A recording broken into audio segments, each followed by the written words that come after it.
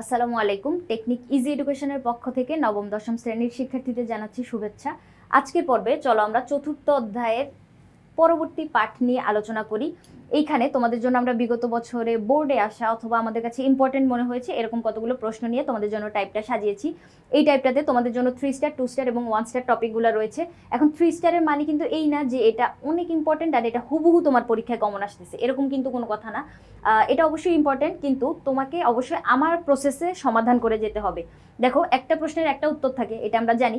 ওই উত্তরটা পড়ে কিন্তু তুমি নিচের দিকে চলে যাবে না। কি করবা, বাকি 3টা অপশন নিয়েও হচ্ছে একটু ঘাটাঘাটি করবা, ওইটা নিয়ে আরেকটু নলেজ গ্যাদার করার চেষ্টা করবা। সেক্ষেত্রে কি হবে, প্রশ্নটা যদি আরেকটু ঘুরায় পেঁচায় দেয় অথবা অন্য কনসেপ্টগুলো থেকে যদি প্রশ্ন আসে, সেক্ষেত্রে তুমি যাতে অ্যান্সারটা করতে পারো। এভাবে এমসিকিউ সমাধান করাটা এফেক্টিভ একটা প্রসেস হবে বলে আমি মনে করি। এমসিকিউ ভালো ফলাফল করার জন্য তোমরা এইভাবে করে সমাধানটা করতে পারো, বা সেলফ স্টাডি যখন করতে যাবা সেক্ষেত্রে এইভাবে করে তুমি হচ্ছে সিলেবাসটা যদি কভার করতে পারো, একটা সুন্দর প্রস্তুতি হবে বলে আমি মনে করি। তাহলে চলো আজকে পড়াশোনা আমরা শুরু করে দিই। সালোক সংশ্লেষণের অভ্যন্তরীণ প্রভাবক কোনটি?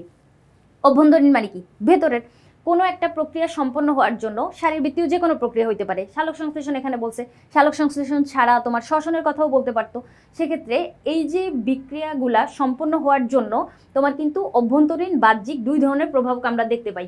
কিভাবে? যে কোনো একটা জিনিস তোমার হচ্ছে ওই বিক্রিয়াটা বা ওই কাজটা সম্পন্ন হওয়ার জন্য ওইটা গতি কি বৃদ্ধি পাবে নাকি গতিটা আরো হ্রাস পেয়ে যাবে, এটা কিন্তু তোমার বিভিন্ন ধরনের প্রভাবকের উপর নির্ভর করতেছে। বাইরে থেকে কতগুলো প্রভাবক তোমার প্রভাব ফেলতেছে, অভ্যন্তরীণ কতগুলো প্রভাব থাকে, এগুলা প্রভাব বিস্তার করে। তাহলে এই যে সালোক সংশ্লেষণের অভ্যন্তরে মানে উদ্ভিদটা যে সালোক সংশ্লেষণ সম্পন্ন করবে, ওই উদ্ভিদের অভ্যন্তরে কতগুলা উপাদান থাকে, যে উপাদানগুলা তোমার বিক্রিয়াটাকে বাড়ায় অথবা কমায়, ওই কাজটা করে। তাহলে দেখো, অভ্যন্তরীণ বললে কিন্তু আমরা ভেতরেরটা বুঝতে পারতেছি। তুমি এখন শুনেই কিন্তু বুঝতে পারতেছো কোন উপাদানটা হচ্ছে উদ্ভিদ ভেতর থেকে নেয় বা বাইরে থেকে নেয় কোনটা। এখন দেখো, এই যে অক্সিজেন, এটা হচ্ছে বায়ুমণ্ডলে থাকে উদ্ভিদের বাইরে, তাহলে তুমি বুঝতে পারতেছো এটা বাহ্যিক একটা প্রভাবক। অভ্যন্তরীণ যেহেতু বলছে, আমরা এটাকে বাদ দিতে পারি। কার্বন ডাইঅক্সাইড, এটা বাইরে থেকে মানে এনভায়রনমেন্ট থেকে সে নিচ্ছে, এটা হচ্ছে বাহ্যিক একটা প্রভাবক। এরপরে হাইড্রোজেন, এটা হচ্ছে একটা গ্যাস। হাইড্রোজেন যদিও এইখানে কোনো এফেক্ট ফেলতেছে না, হাইড্রোজেন আয়ন এফেক্ট ফেলে, মানে আলোক নির্ভর নির্ভর পর্যায়ে, ওইটা আলাদা বিষয়। তাহলে হচ্ছে আমরা এটা এখানে বাদ দিতে পারতেছি। কিন্তু পটাশিয়াম যেটা, এটা হচ্ছে সে মূলরম দ্বারা শোষণ করতেছে, মানে পটাশিয়াম ওর অভ্যন্তরে থাকতেছে।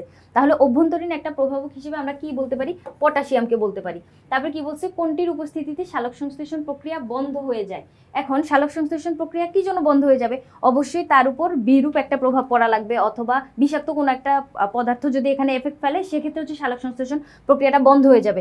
তাহলে দেখো তো, এখানে নাইট্রোজেন যেটা, নাইট্রোজেন একটা খনিজ লবণ আমরা বলতে পারি। এরপর হচ্ছে আয়রন, যেটা আয়রনও হচ্ছে খনিজ, মাটির নিচ থেকে উদ্ভিদ পায়। তবে ম্যাগনেসিয়াম, এই সবগুলো কিন্তু খনিজ উপাদান। কিন্তু ক্লোরোফর্ম যেটা, দেখো ক্লোরোফর্ম হচ্ছে বিষাক্ত একটা পদার্থ, যেটা যদি বায়ুমণ্ডলে অনেক বেশি পরিমাণে থাকে বা বায়ুমণ্ডলে যদি ওইটার উপস্থিতি থাকে, সেক্ষেত্রে কি হবে, সালোক সংশ্লেষণ প্রক্রিয়াটা বন্ধ হয়ে যাবে। তাহলে এখানে আমরা কোনটাকে বন্ধ হওয়ার জন্য কারণ বলতে পারি? ক্লোরোফর্মটাকে এখানে কারণ বলতে পারি। এরপরে কি বলছে দেখো তো, অক্সিজেন বিহীন পরিবেশে কোন প্রক্রিয়াটি সম্পূর্ণরূপে বন্ধ হয়ে যায়।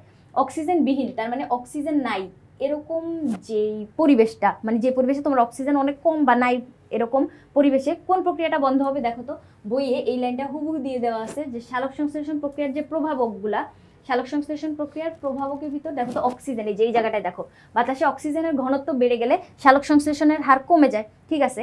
আর অক্সিজেনের ঘনত্ব কমে গেলে বাতাসে অক্সিজেন যদি বাড়ে, সেক্ষেত্রে কি হবে, সালোক সংশ্লেষণ কমবে।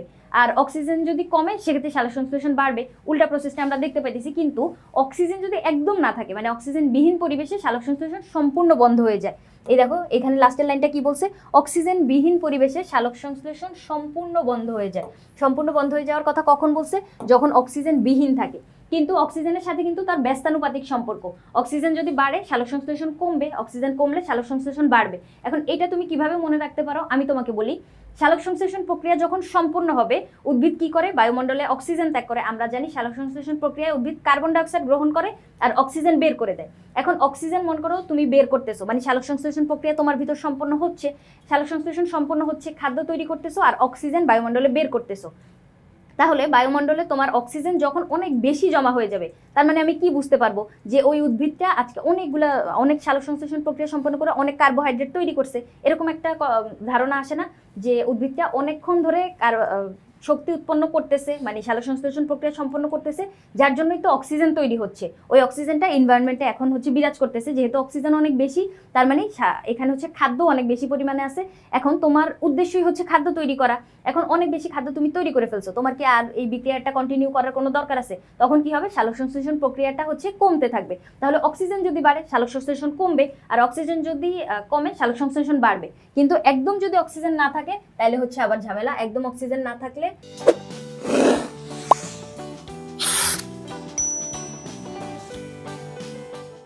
সালোক সংশ্লেষণ সম্পূর্ণ বন্ধ হয়ে যাবে। তাহলে এখানে এই কথাটাই বলছে যে অক্সিজেনবিহীন পরিবেশে কোন প্রক্রিয়াটি সম্পূর্ণরূপে ঘটতে পারে না, এটা হচ্ছে আমাদের সালোক সংশ্লেষণ প্রক্রিয়া। বাকি তিনটা প্রক্রিয়া সম্পর্কে আমি যদি তোমাকে একটু বলি, প্রস্বেদন কি জিনিস? প্রস্বেদন হচ্ছে এরকম একটা প্রক্রিয়া, শারীরবৃত্তীয় প্রক্রিয়া, এটা শারীরবৃত্তীয় না, এমনি একটা প্রক্রিয়া, যে প্রক্রিয়ার মাধ্যমে তোমার হচ্ছে অতিরিক্ত পানি, উদ্ভিদের অতিরিক্ত পানি পত্ররন্ধ্র দ্বারা বাষ্পাকারে বের করে দেয়, বাষ্পাকারে বের করে দিয়ে অতিরিক্ত পানির চাপ থেকে মুক্ত হয়। এই প্রক্রিয়াটাকে আমরা বলবো হচ্ছে প্রস্বেদন। প্রস্বেদন সবচেয়ে বেশি হয় হচ্ছে তোমার পত্ররন্ধ্রের মাধ্যমে। 90 থেকে 95% হচ্ছে আমরা পত্ররন্ধ্রের মাধ্যমে বা পত্ররন্ধ্রীয় প্রস্বেদনটা দেখতে পাই। 90 থেকে 95% পানি উদ্ভিদ হচ্ছে এভাবে বের করে দেয়। উদ্ভিদ মনে করো 100% পানি, মানে যে পানিগুলা শোষণ করতেছে ওইটাকে আমরা 100 যদি ধরি, সেক্ষেত্রে ও সালোক সংশ্লেষণে আমরা জানি পানি প্রয়োজন হয়, ওইখানে শুধু 1% পানি ব্যবহার হয়। আর বাকি যে অতিরিক্ত পানিগুলো 99% পানি ওর হচ্ছে পত্ররন্ধ্র বা কিউটিকল, লেন্টিকল দিয়ে বের করে দেয়। এরপরে দেখো শ্বসন, যে প্রক্রিয়াটা, শ্বসন হচ্ছে আমাদের শক্তি উৎপন্ন করার প্রক্রিয়া। তুমি যে জটিল খাদ্যগুলা গ্রহণ করতেছো, ওই জটিল খাদ্যবস্তুগুলা অক্সিজেনের উপস্থিতিতে অথবা এনজাইমের উপস্থিতিতে ভেঙে গিয়ে সরল উপাদানে পরিণত হয় আর শক্তি উৎপন্ন করে। এই প্রসেসটাকে আমরা বলি হচ্ছে শ্বসন। এরপরে ফটোলাইসিস। দেখো ফটো শব্দের অর্থ কি? ফটো শব্দের অর্থ হচ্ছে ছবি, কিন্তু বায়োলজিক্যাল টার্মে তুমি যেখানেই ফটো ওয়ার্ডটা শুনবা বুঝবা হচ্ছে সূর্যের আলো বুঝাইছে। তাহলে সূর্যের আলোর উপস্থিতিতে, আর লাইসিস মানে হচ্ছে ভেঙে যাওয়া, তাহলে সূর্যের আলোর উপস্থিতি কিছু একটা ভেঙে যাবে। কি ভেঙে যাবে? এখানে পানির অণু ভেঙে যায়। পানির অণু ভেঙে গিয়ে একটা প্রোটন, একটা ইলেকট্রন আর অক্সিজেন তৈরি করে। আমরা যে বলি গাছ আমাদেরকে অক্সিজেন দেয়, এই অক্সিজেনটা মেইনলি পানি থেকে আসে। তাহলে এই যে দেখো একটা প্রশ্নের একটা উত্তর, এই উত্তরটার সাথে সাথে আমি কি করলাম, বাকি তিনটা অপশন নিয়েও হচ্ছে একটু ঘাটাঘাটি করলাম। এক্ষেত্রে একটা সুন্দর প্রস্তুতি সম্ভব বলে আমি মনে করি। শক্তি উৎপাদনে ব্যবহৃত হয় কোনটি? এখন শক্তি উৎপাদনের জন্য কোনটা ব্যবহৃত হয়? শক্তি উৎপন্ন বলতে আমরা কি বুঝি?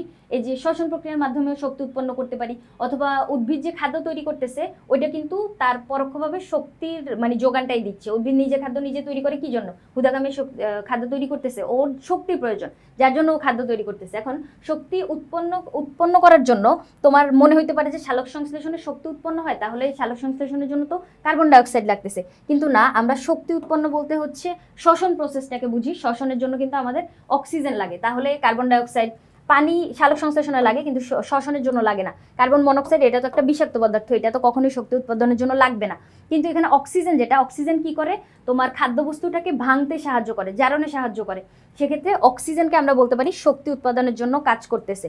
এরপরে কি বলছে দেখো তো, সূর্যালোকের প্রভাবে সূর্যের আলো যদি থাকে সেক্ষেত্রে কি হয় দেখো তো, পত্ররন্ধ্র উন্মুক্ত হয়। হ্যাঁ, সূর্যালোকের প্রভাব কিন্তু পত্ররন্ধ্র উন্মুক্ত হয়।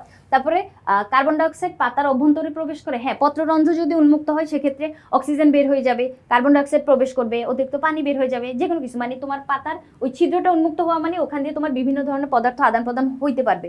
এখন কার্বন ডাইঅক্সাইড পাতার অভ্যন্তরে প্রবেশ করে, হ্যাঁ প্রবেশ করে। তারপরে ক্লোরোফিল সৃষ্টিতে ব্যাঘাত ঘটে না, এখানে হচ্ছে ব্যাঘাত ঘটার কোনো কারণ নেই। সূর্যালোকের উপস্থিতিতে ক্লোরোফিল মানে ব্যাঘাত ঘটবে না। ম্যাগনেসিয়াম আর নাইট্রোজেন এই উপাদানগুলো তোমার ক্লোরোফিল সৃষ্টিতে সাহায্য করে, কিন্তু সূর্যালোকের সাথে এটার আমরা হচ্ছে কোনো সম্পর্ক লিখবো না। এখন দেখো পত্ররন্ধ্র যদি আমি একটা আঁকি, এরকম একটা কোষ থাকে, এরকম আরেকটা কোষ থাকে, দুইটা রক্ষী কোষ মিলে তোমার হচ্ছে একটা পত্ররন্ধ্র গঠন করে। এই যে দুই পাশে দুইটা রক্ষী কোষ, বা এটাকে আমরা কি বলতে পারি, গার্ড সেল বলতে পারি। এই যে গার্ড সেলগুলা ওরা যখন খুলবে বা বন্ধ হবে সেক্ষেত্রে কি হবে, এখানে যে রন্ধ্রটা, এই রন্ধ্রটা খোলা আর বন্ধ হওয়ার নিয়ন্ত্রণ হচ্ছে। যে কোনো প্রভাবকের উপস্থিতিতে তোমার পত্ররন্ধ্র খুলতে পারে, আলোর উপস্থিতিতে খুলতে পারে, তারপরে অতিরিক্ত পানির মাধ্যমে এই গার্ড সেলগুলো স্ফীত হয়ে খুলে যেতে পারে, তারপরে তোমার আয়ন, মাটির নিচ থেকে পটাশিয়াম আয়ন, এগুলোর কারণেও কিন্তু গার্ড সেলটা খুলতে পারে, আবার এগুলোর অভাবে বন্ধ হয়ে যেতে পারে। তাহলে যখন এই পত্ররন্ধ্রটা খুলবে, রন্ধ্র বলতে আমরা কি বুঝি, পত্র বলতে পাতা বুঝি, আর রন্ধ্র বলতে হচ্ছে ছিদ্র বুঝি। তাহলে এই ছিদ্রটা যখন উন্মুক্ত হবে তখন কি হবে, কার্বন ডাইঅক্সাইড বের হয়ে যেতে পারবে, অক্সিজেন প্রবেশ করতে পারবে, বা অক্সিজেন উল্টা প্রসেস, মানে উদ্ভিদেও কিন্তু শ্বসন সম্পন্ন হয়। উদ্ভিদও কিন্তু অক্সিজেন নেয় মানুষের মতো। সেক্ষেত্রে আমরা রাতের বেলা মানে উদ্ভিদে যখন সালোক সংশ্লেষণ প্রক্রিয়াটা সম্পন্ন হবে না, রাতের বেলা আমরা দেখতে পাই যে উদ্ভিদ মানুষের মধ্যে হচ্ছে অক্সিজেন গ্রহণ করতেছে, কার্বন ডাইঅক্সাইড ছেড়ে দিচ্ছে। এরকম একটা প্রশ্ন আসে যে তোমাদের রাতের বেলা বড় গাছের নিচে ঘুমালে শ্বাসকষ্ট হয় কেন? কি জন্য? কারণ রাতের বেলা উদ্ভিদ তো তোমার মতো হচ্ছে অক্সিজেন সব নিয়ে নিচ্ছে। এখন বড় একটা উদ্ভিদ যদি ওর পত্ররন্ধ্র দিয়ে অনেক অনেক অক্সিজেন নিয়ে নিতে থাকে আর বাতাসে যদি অনেকগুলো কার্বন ডাইঅক্সাইড ছেড়ে দিতে থাকে, সেক্ষেত্রে কি হবে? এনভায়রনমেন্টটা পয়জনাস হয়ে যাবে না? বিষাক্ত একটা এনভায়রনমেন্ট, আমরা জানি কার্বন ডাইঅক্সাইড আমাদের জন্য বিষাক্ত একটা পদার্থ। সেক্ষেত্রে তুমি যদি রাতের বেলা বড় গাছের নিচে ঘুমাও তোমার কিন্তু শ্বাসকষ্ট হবে। এই প্রশ্নটা কিন্তু আমরা খ নাম্বারে আসতে দেখি। তাহলে এখানে 1 আর 2 নাম্বারটা সঠিক, তাই না? তারপরে কি বলছে দেখো তো, সালোক সংশ্লেষণে অনুঘটক হিসেবে কাজ করে কোনটি? এখন অনুঘটক হিসেবে কাজ করে, এটা আমাদের বইয়ে হুবহু একটা লাইন লিখে দেওয়া আছে। দেখো তো, পটাশিয়াম যেই অপশনটা, এই যে এই জায়গাটায় দেখো, পটাশিয়াম সালোক সংশ্লেষণ চলাকালীন শর্করা পরিবহন কম হলে তা সেখানে জমা হয়ে থাকে, বিকেলে পাতায় শর্করা পরিমাণ বেশি। আচ্ছা, এটা তো শর্করাটা গেল। তারপর পটাশিয়াম এনজাইম, এগুলো হচ্ছে তোমার অভ্যন্তরীণ প্রভাবক। এখন পটাশিয়াম কি করতেছে দেখো তো, পটাশিয়ামের অভাবে সালোক সংশ্লেষণের পরিমাণ বেশ কমে যায়। তারপরে আর এটা হচ্ছে কারণ সম্ভবত এই প্রক্রিয়ায় পটাশিয়াম অনুঘটক হিসেবে কাজ করে। তাহলে কি বলে দিচ্ছে? অনুঘটক হিসেবে কে কাজ করে? পটাশিয়াম হচ্ছে আমাদের অনুঘটক হিসেবে কাজ করে। পটাশিয়াম অনুঘটক হিসেবে কাজ করতেছে। পটাশিয়ামের সংকেত কি? কে দিয়ে কিন্তু প্রকাশ করে। পটাশিয়াম কিন্তু পি লিখে ফেলে না, আমি ছোটবেলায় সারাদিন এটা পি মনে করতাম। পি হচ্ছে ফসফরাস, আর পটাশিয়ামকে ক্যালিয়াম, তা ল্যাটিন নাম তাই না, ক্যালিয়াম দিয়ে প্রকাশ করে। তাহলে কে দিয়ে প্রকাশ করবে?